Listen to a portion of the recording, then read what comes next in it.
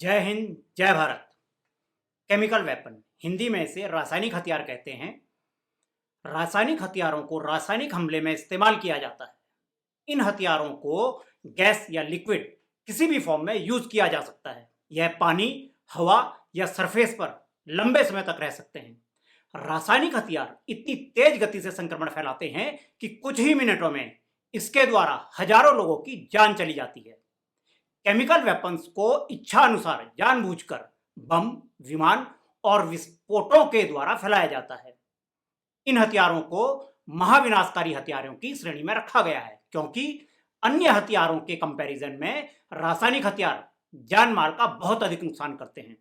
Students, video के last में मैं आपको एक इंपॉर्टेंट क्वेश्चन और उसका आंसर बताऊंगा, जो आपकी प्रतियोगिता परीक्षा में आने वाले जनरल नॉलेज के लिए बहुत इंपॉर्टेंट है।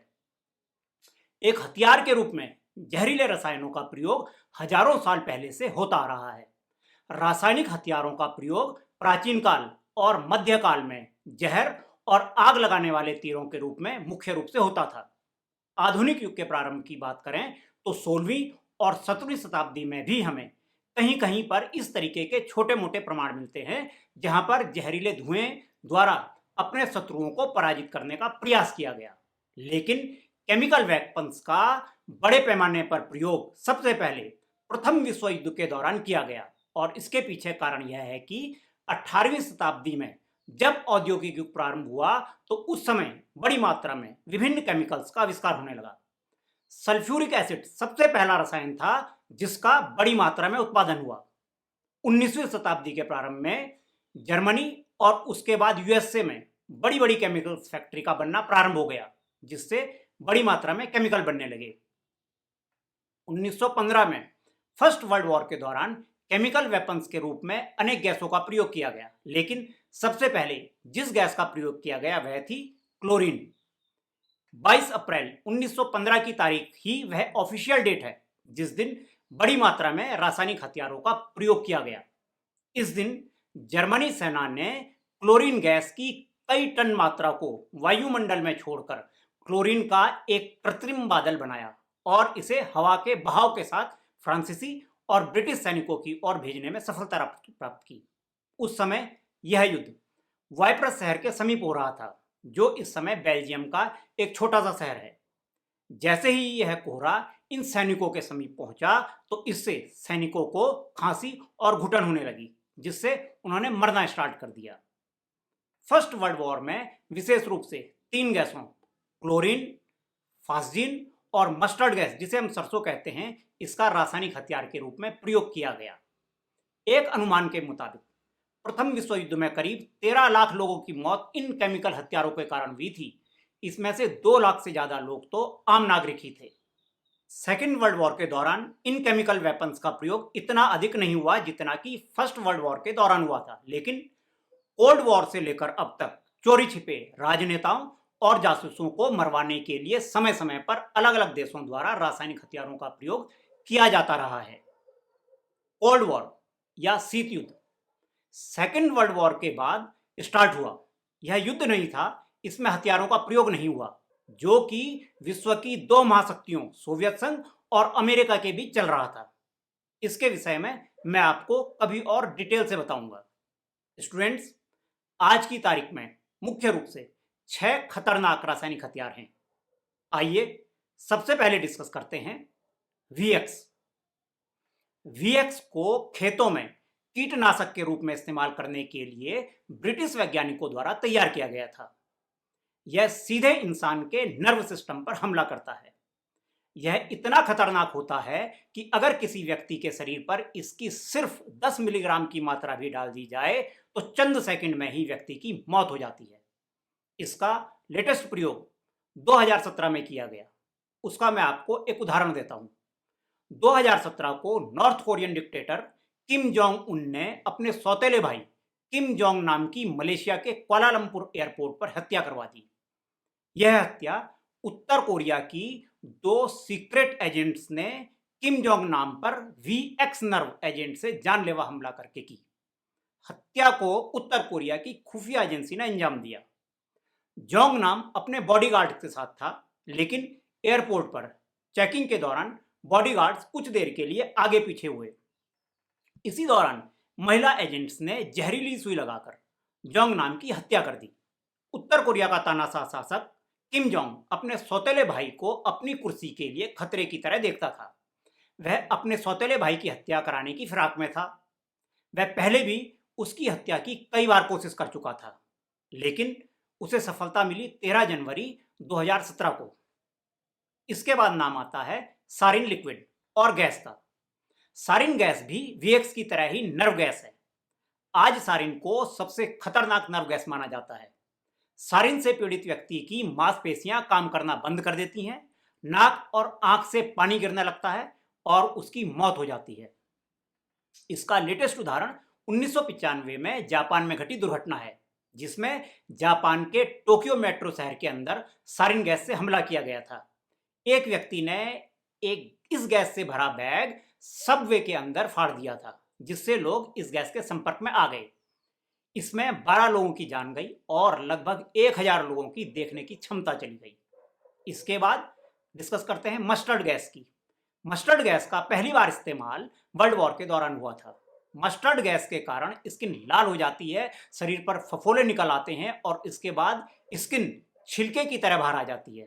हालांकि इस गैस से बहुत कम मौतें होती हैं। प्रथम विश्व युद्ध के दौरान भी जितने लोगों पर मस्टर्ड गैस का हमला किया गया था, उसमें से सिर्फ 5% लोगों की ही जान गई। नेक्स्ट है फास्जीन। फास्जीन गैस को मुख्य रूप से प्लास्टिक और कीटनाशक बनाने के लिए इस्तेमाल किया जाता है। फास्जीन को अब तक के सबसे घातक रासायनिक हथियारों में गिना जाता है। यह क्लोरीन गैस की तुलना में 6 गुना अधिक घातक होती है। प्रथम विश्व युद्ध में जितने भी लोगों की रासायनिक हथियारों से मौत हुई थी, उनमें से 80% फास्जीन गैस की वजह से ही मरे थे। स्टूडेंट्स, आप में से अधिकतर को यह इंफॉर्मेशन होगी कि पानी की टंकियों को साफ करने के लिए क्लोरीन का प्रयोग किया जाता है। इसके अतिरिक्त क्लोरीन का उपयोग सफाई करने, कीटनाशक बनाने, रबड़ बनाने में भी किया जाता है। लेकिन युद्ध के समय इसे बादल के रूप में प्रयोग किया जाता है।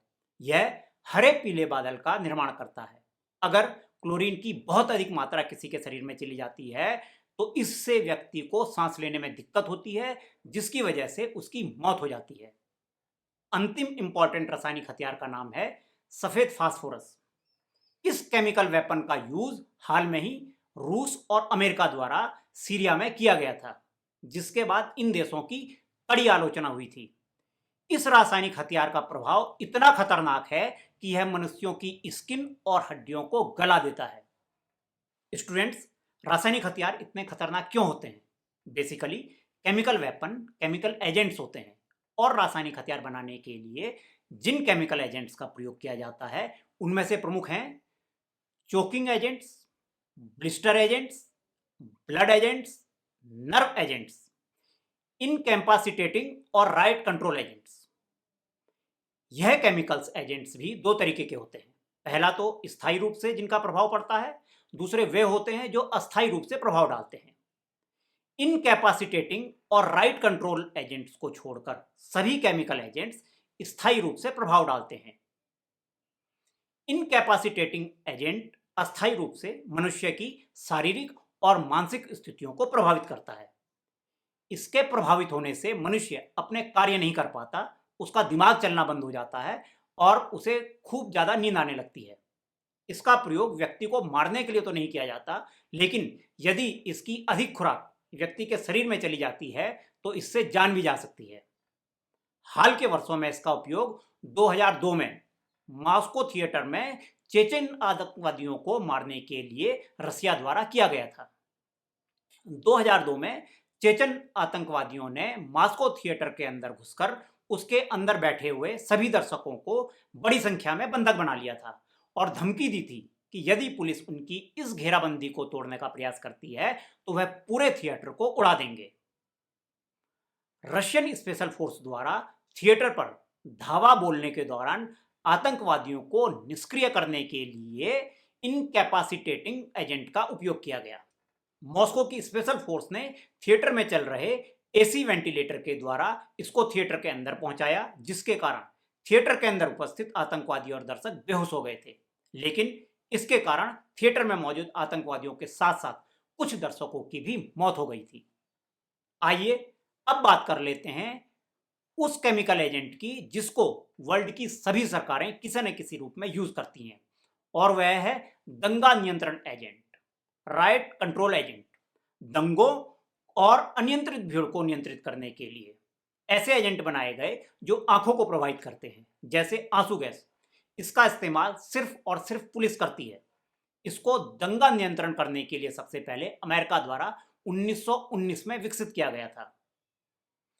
केमिकल वेपन्स के खतरे को देखते हुए वर्ष 1997 में रासायनिक हथियार निषेध संगठन OPCW, organisation for the prohibition of chemical weapons का गठन किया गया।